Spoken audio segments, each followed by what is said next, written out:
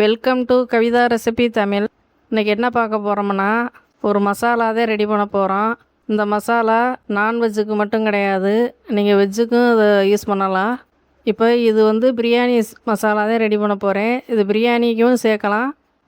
கறி எந்த குழம்பு வச்சாலும் கறி குழம்புக்கு நீங்கள் இதில் ஒரு அரை ஸ்பூன் சேர்த்து நீங்கள் குழம்பு செய்கிறப்ப தான் அந்த கல்யாண வீட்டு குழம்பு வாசனை அவ்வளோ ரொம்ப மனமும் ருசியும் அதிகமாக இருக்கும். ஒரு அரை ஸ்பூன் சேர்த்தாதே அந்த குழம்புடைய வாசனையே ரொம்ப நல்லாயிருக்கும். சாதாரணமாக உள்ள பொடியை நீங்கள் போட்டிங்கன்னா அந்தளவுக்கு இருக்காது. இப்படி ஹோட்டலில் கல்யாண வீட்டில் கிடைக்கிற டேஸ்ட்டு வேணும்னா இந்த பொடி நீங்கள் ரெடி பண்ணி வச்சுக்கோங்க, வீட்டில் பவுட்ரு பண்ணி வச்சுக்கோங்க, ரொம்ப நல்லாயிருக்கும். இது எப்படி செய்யலாங்கிறத வாங்க பார்க்கலாம். இதே மாதிரி நீங்கள் வெஜ்ஜுக்கும் செய்யலாம். இப்போ மீல் மேக்கர் போட்டு ஒரு ரைஸ் பண்ணணும்னா, வெஜிடபிள் ரைஸ் பண்ணணும்னா நீங்கள் இந்த மாதிரி இந்த பொடியில் ஒரு அரை ஸ்பூன் சேர்த்திங்கன்னா அவ்வளோ கமகமன்னு இருக்கும். பிரியாணி வெஜிடபிள்ஸ் பிரியாணிக்கு சேர்க்கலாம். குருமா எல்லா குருமா ஐட்டங்களுக்கும் இதை நீங்கள் சேர்த்து செய்கிறப்ப ரொம்ப நல்லாயிருக்கும்.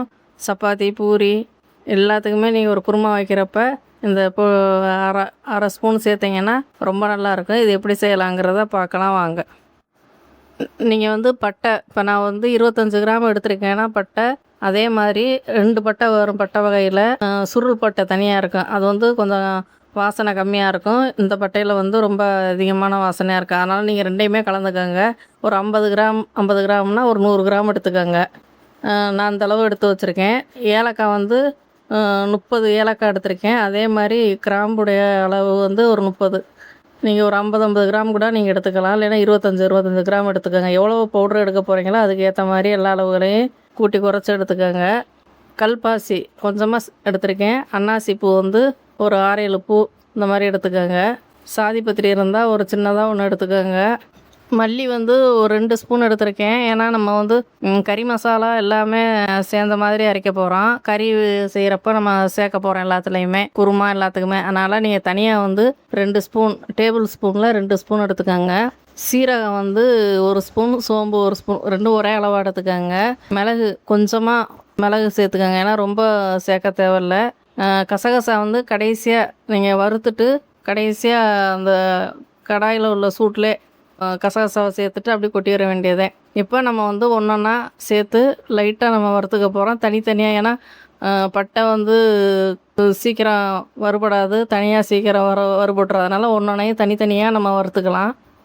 ஸ்டவ்வை பற்ற வச்சு ஒரு கடாயை எடுத்துக்கோங்க, இல்லைன்னா ஒரு பாத்திரம் இந்த மாதிரி எடுத்துகிட்டு பாத்திரம் நல்லா சூடாகட்டும். சூடாகினதுக்கு பின்னாடி நம்ம ஒன்றொன்னா சேர்த்து வறுத்துக்கலாம். நான் பட்டை எடுத்திருக்கேன். பட்டையை சேர்த்து, பட்டை கொஞ்சம் திக்காக இருக்கும், சுருள் பட்டை கொஞ்சம் மெல்லிஸாக இருக்கும். அதனால் இதை லைட்டாக வறுத்துட்டு அதை கூடவே சேர்த்து திரும்ப நம்ம வறுத்துக்கலாம். இப்போ இந்த பட்டையை சேர்த்துட்டு நல்லா லைட்டாக வறுத்துட்டு 1 நிமிஷம் 2 நிமிஷம் அப்படியே ஸ்டவ்வை முழுமையாக கம்மி பண்ணி வச்சுட்டு லைட்டாக வறுத்துருங்க. இந்த மாதிரி வறுத்துட்டு இப்போ அந்த சுருள் பட்டையை சேர்த்து நல்லா வறுபடணும். அது வரையும் பொறுமையாக அந்த மாதிரி வறுத்துட்டு ஒரு தட்டில் மாற்றி எடுத்து வச்சுருங்க. கருகாத அளவுக்கு வறுக்கணும். நல்லா செவக்க வறுத்துட்டு ஒரு தட்டில் மாற்றிடுங்க. இப்போ மிளகு சேர்க்க போகிறோம். மிளகு நல்லா லைட்டாக வறுத்துக்கோங்க. ஒரு ஸ்பூன் இல்லைன்னா ஒரு அரை ஸ்பூன், நீங்கள் எந்த அளவு அரைக்கிறீங்களோ அதுக்கு ஏற்ற மாதிரி எல்லா அளவுகளையும் கூட்டி குறைச்சி சேர்த்துக்கோங்க. நான் இவ்வளவும் சேர்த்துட்டு 1 கிலோ பிரியாணிக்கு தான் நான் 1 கிலோ பிரியாணின்னா ஒரு 3 ஸ்பூன் போட்டாவே போதும். இந்த மசாலா வேறு எதுவுமே சேர்க்க தேவையில்ல, தனி மிளகாத்தூள் மட்டும் சேர்த்துக்கோங்க, ரொம்ப நல்லாயிருக்கும். இப்போ நான் மிளகு இந்த மாதிரி லைட்டாக வறுத்துட்டு மாற்றி எடுத்து வச்சுட்டு, இப்போ இந்த மல்லி ஒரு 2 ஸ்பூனுக்கு எடுத்து வச்சுருக்கேன். இதை நல்லா லைட்டாக செவக்க வறுத்துக்கோங்க, கருகாத அளவுக்கு நல்லா செவக்க வறுத்துக்கோங்க. ஸ்டவ்வை கூட்டி குறைச்சி வச்சு நீங்கள் கம்மி பண்ணி வச்சுக்கோங்க, ஏன்னா ஏற்கனவே சூடாக இருக்கும். சீரகம் சோம்பெல்லாம் நம்ம போட்ட உடனே லைட்டாக வறுத்தாலே போதும், கருகிரும். அதனால் கொஞ்சமாக லைட்டாக வறுத்துட்டு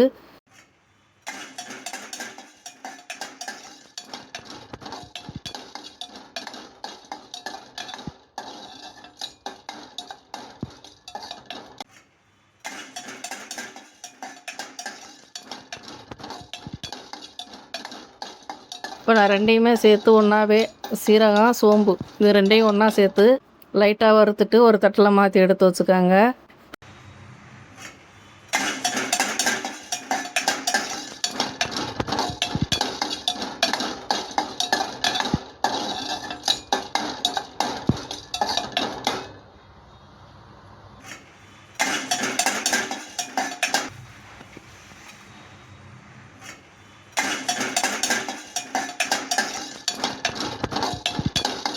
இப்போ ஏலக்காய் நம்ம ஏற்கனவே எடுத்து வச்சுருக்க ஏலக்காய் ஒரு 30 ஏலக்காய் எடுத்து வச்சுருக்கேன். அதே அளவு கிராம்பு அது ஒரு 30, ரெண்டுமே சம அளவாக எடுத்திருக்கேன். இப்போ ஏலக்காயை சேர்த்து நல்லா லைட்டாக கருகாத அளவுக்கு அதையும் வறுத்துட்டு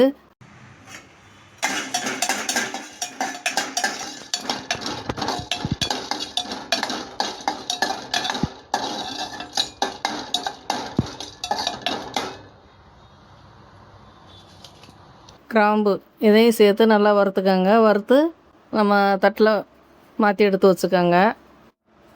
இப்போ ஏலக்காய் வறுபட்டுக்கிட்டு இருக்கப்பவே அந்த பிரியாணி இலையை வந்து சேர்த்துக்கோங்க. ஒரு 2-3 சேர்த்துக்கோங்க. இல்லைன்னா நீங்கள் தாளிக்கிறப்ப கூட சேர்த்துக்கலாம், உங்கள் விருப்பம்தான்.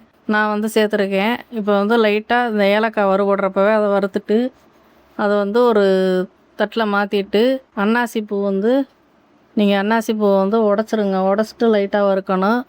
ஏன்னா மிக்ஸி ஜாரில் வந்து பவுட்ரு பண்ணுறது சிரமமாக இருக்குது. அதனால் அன்னாசி பூவை வந்து இந்த மாதிரி உடச்சிட்டு லைட்டாக வறுத்துக்கோங்க. நல்லா வறுத்ததுக்கு பின்னாடி கல்பாசி இது கூடவே அந்த சூட்லேயே போதும், கல்பாசி லைட்டாக வறுத்தா போதும். வறுத்து நல்லா இதையும் நல்லா வறுத்து ஒரு தட்டில் மாற்றி எடுத்து வச்சாச்சு. இப்போ கிராம்பு வந்து நீங்கள் தாளிக்கிறப்ப கூட கிராம்பை கடைசியாக சேர்த்துக்கோங்க. ஏன்னா அது எண்ணெயில் போடுறப்ப வெடிக்கும், இதில் வந்து வெடிக்காது.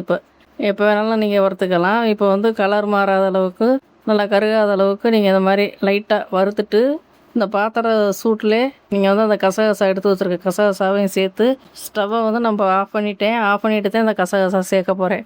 அந்த சூடே போதும், கரெக்டாக இருக்கும். இப்போ இதை வந்து ஒரு தட்டில் மாற்றி நல்லா ஆற வச்சுருங்க. ஆற வச்சுட்டு மிக்ஸி ஜாரில் வந்து பவுட்ரு பண்ணிக்கிடலாம். நீங்கள் பட்டையெல்லாம் கொஞ்சம் உடச்சி எடுத்துக்கோங்க, அப்போ தான் சீக்கிரம் பவுட்ரு ஆகும். பவுட்ரு வந்து ரொம்பவும் நைஸாக இருக்கக்கூடாது, ரொம்பவும் குறவரப்பாக இருக்கக்கூடாது, மீடியமாக அந்த அளவுக்கு இருக்கணும்.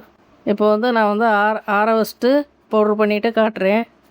இப்போ நம்ம வறுத்த எல்லாத்தையுமே ஆற வச்சுருங்க. அந்த மாதிரி ஆற வச்சுட்டு ஒரு தட்டில் ஃபேன் காற்றுல ஆற வச்சுருங்க.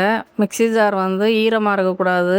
நல்லா மிக்ஸி ஜார் வந்து நல்லா தொடச்சிருங்க. நல்லா காய வச்சுட்டு நல்லா தொடச்சிட்டு, ஏன்னா மசாலா வந்து நம்ம பவுட்ரு பண்ணதுக்கு முன்னாடி ரொம்ப நாள் 1 மாதம் கூட வச்சுருப்போம், இல்லைன்னா 2 மாதம், இது 6 மாதம் ஆனாலும் கெட்டு போகாது.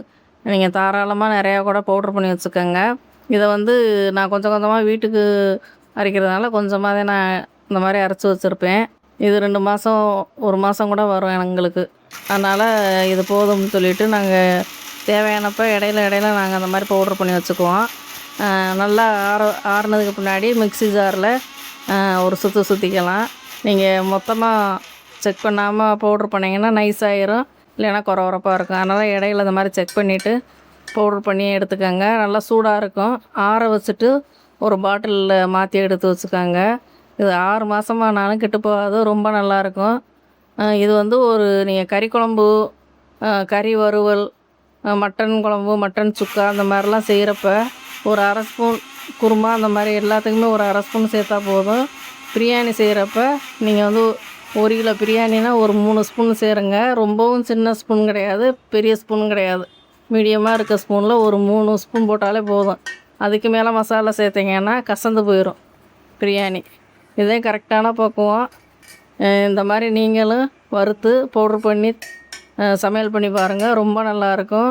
குழந்தைங்கள்லாம் விரும்பி சாப்பிடுங்க. இதுக்காண்டி நீங்கள் போய் கடையில் போய் காசு கொடுத்து செலவு பண்ண தேவையில்ல. நீங்கள் வீட்டிலையே இந்த மாதிரி செஞ்சு வச்சுக்கோங்க. செஞ்சு சமைச்சு பாருங்கள், ரொம்ப நல்லாயிருக்கும். பிடிச்சிருந்தா நீங்கள் ஒரு லைக் பண்ணி ஷேர் பண்ணுங்கள். மறக்காமல் சப்ஸ்கிரைப் பண்ணிடுங்க, கூடவே ஹை பண்ணிடுங்க.